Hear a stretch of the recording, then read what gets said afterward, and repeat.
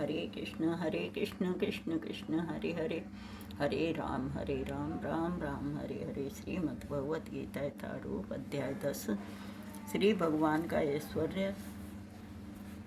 श्लोक नंबर 19। श्री भगवानुवाच हन्तं ते कथयस्यामि दिव्याहात्मविभूतय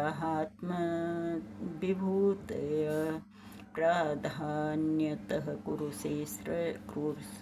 श्रेष्ठ नास्त्यस्तो विस्तरस्य मे। श्री भगवान कृष्ण भगवान ने कहा, हाँ, अब मैं तुमसे अपने कुछ मुख्य मुख्य वैभव युक्त रूपों का वर्णन करूँगा, क्योंकि हे अर्जुन, मेरा ऐश्वर्य असीम है। तात्पर्य जगतगुरु श्रील प्रभुपाद जी महाराज की जय, गुरु महाराज की जय।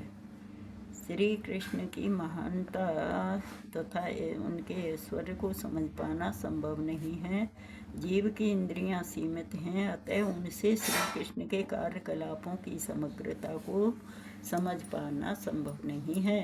तो भी भक्तजन कृष्ण को जानने का प्रयास करते हैं, किंतु यह मानकर नहीं कि वे किसी विशेष समय में या जीवन अवस्था में उन्हें पूरी तरह समझ सकेंगे, बल्कि कृष्ण के वृत्तांत इतने आस्वाद्य हैं कि भक्तों को अमृत तुल्य प्रतीत होते हैं। इस प्रकार भक्तगण उनका आनंद उठाते हैं। भगवान के ऐश्वर्य तथा उनकी विविध शक्तियों की चर्चा चलाने में शुद्ध भक्तों को दिव्य आनंद मिलता है, अतः वे उनको सुनते रहना और उनकी चर्चा चलाते रहना चाहते हैं। कृष्ण जानते हैं कि जीव उनके ऐश्वर्य के विस्तार को नहीं समझ सकते, फलतः वे अपनी विभिन्न शक्तियों के प्रमुख स्वरूपों का ही वर्णन करने के लिए राजी होते हैं। प्राधान्यतः शब्द अत्यंत महत्वपूर्ण है, क्योंकि हम भगवान के प्रमुख विस्तारों को ही समझ पाते हैं, जबकि उनके स्वरूप अनंत हैं। इन सब को समझ पाना संभव नहीं है। इस श्लोक में प्रयुक्त विभूति शब्द उन ऐश्वर्यों का सूचक है जिनके द्वारा भगवान सारे विश्व का नियंत्रण करते हैं। अमर कोश में विभूति का अर्थ विलक्षण ऐश्वर्य है।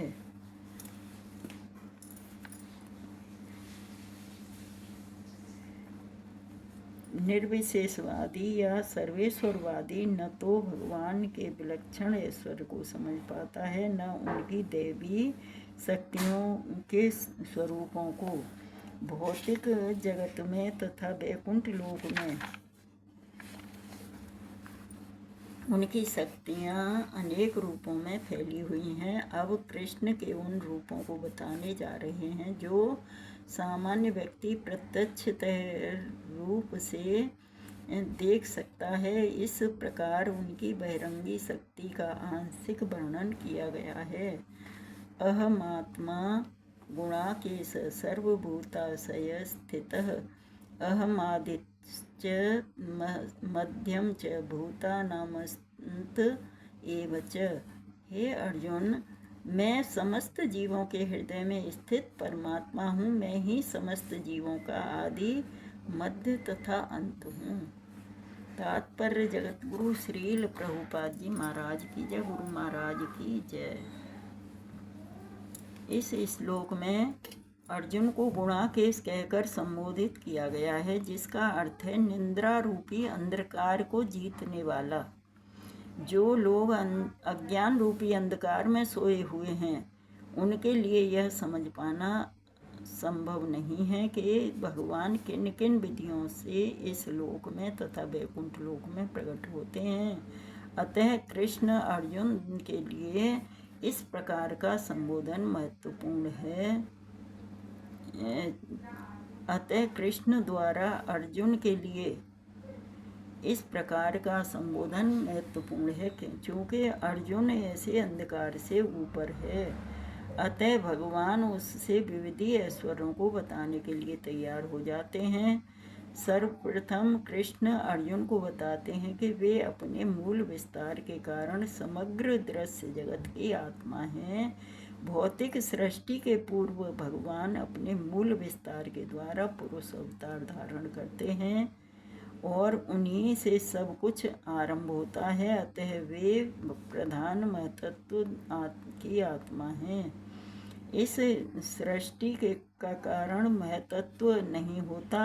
वास्तव में महाविष्णु संपूर्ण भौतिक शक्ति या महतत्व में प्रवेश करते हैं। वे आत्मा हैं। जब महाविष्णु इन प्रकृतिभूत ब्रह्मांडों में प्रवेश करते हैं तो वे प्रत्येक जीव में पुनः परमात्मा के रूप में प्रकट होते हैं।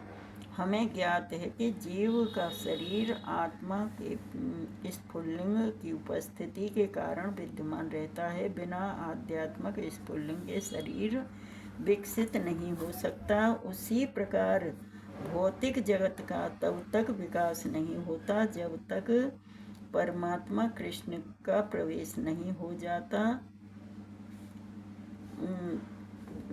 जाता जैसा कि सुवल उपनिषद में कहा गया है, प्रकृत्यादि सर्वभूतांतर्यामी सर्वशेषी च नारायणः।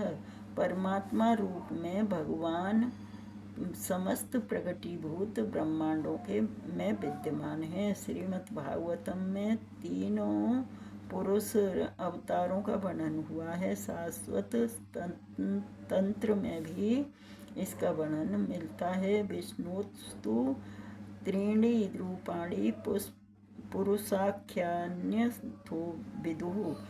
भगवान इस लोक में अपने तीन स्वरूपों को प्रकट करते हैं, कारणोदकसाई विष्णु, गर्भोदकसाई विष्णु तथा क्षीणोदकसाई विष्णु। ब्रह्म संहिता में 5.47 में महाविष्णु या कारणोदकदायी विष्णु का वर्णन मिलता है।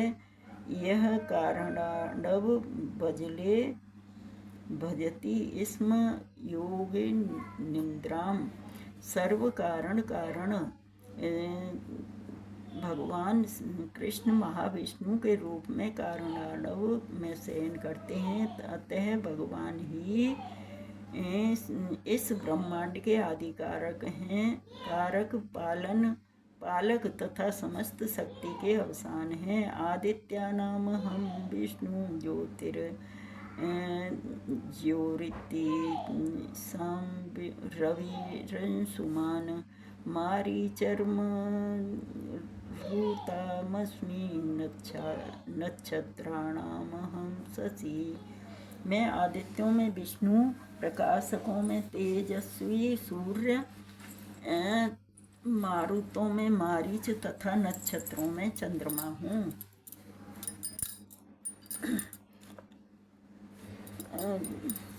तात्पर्य जगतगुरु श्रील प्रभुपाद जी महाराज की जय, गुरु महाराज की जय। आदित्य 12 हैं जिनमें कृष्ण प्रधान हैं। आकाश में टिमटिमाते ज्योतिर्पुंजों में सूर्य मुख्य हैं और ब्रह्म संहिता में तो सूर्य को भगवान का तेजस्वी नेत्र कहा गया है। अंतरिक्ष में 50 प्रकार की वायु प्रवहमान है, जिनमें से वायु अधिष्ठाता मारीची कृष्ण का प्रधान प्रतिनिधि है। नक्षत्रों में रात्रि के समय चंद्रमा सर्वप्रमुख नक्षत्र है, अतः वह कृष्ण का प्रतिनिधि है। इस श्लोक से प्रतीत होता है कि चंद्रमा एक नक्षत्र है, अतः आकाश में टिमटिमाने वाले तारे भी सूर्य प्रकाश को परावर्तित करते हैं। वैदिक वाङ्मय में ब्रह्मांड के अंतर्गत अनेक सूर्यों के सिद्धांत को स्वीकृति प्राप्त नहीं है। सूर्य एक है और सूर्य के प्रकाश से चंद्रमा प्रकाशित है तथा अन्य नक्षत्र भी। चूँकि भगवत गीता से सूचित होता है कि चंद्रमा एक नक्षत्र है, अतः टिमटिमाते तारे सूर्य न होकर चंद्रमा के सदृश हैं। हरे कृष्णा कृष्णा कृष्णा हरे हरे, हरे राम राम राम हरे हरे। तो यहाँ ये भगवान श्री कृष्ण अपने कुछ ऐश्वर्यों के बारे में वर्णन कर रहे हैं कि जैसे जैसे जो जित जिसका मतलब प्रभाव ज़्यादा होता है उसमें सब कृष्ण वो सब कृष्ण के प्रतिनिधि होते हैं। जैसे कि सब देवी देवता होते हैं, इंद्र, चंद्र, सूर्य, वायु, और जो ये भी जितने वरुण वगैरह ये सब ये मतलब भगवान के प्रतिनिधि होते हैं। देवी दुर्गा, ब्रह्मा, विष्णु और शिव, ये सब भगवान के प्रतिनिधि होते हैं। तो ये भगवान से ही प्रकट होते हैं और ये सब मतलब भगवान की आज्ञा के अनुसार काम करते हैं। और भगवान श्री कृष्ण सबसे प्रधान हैं।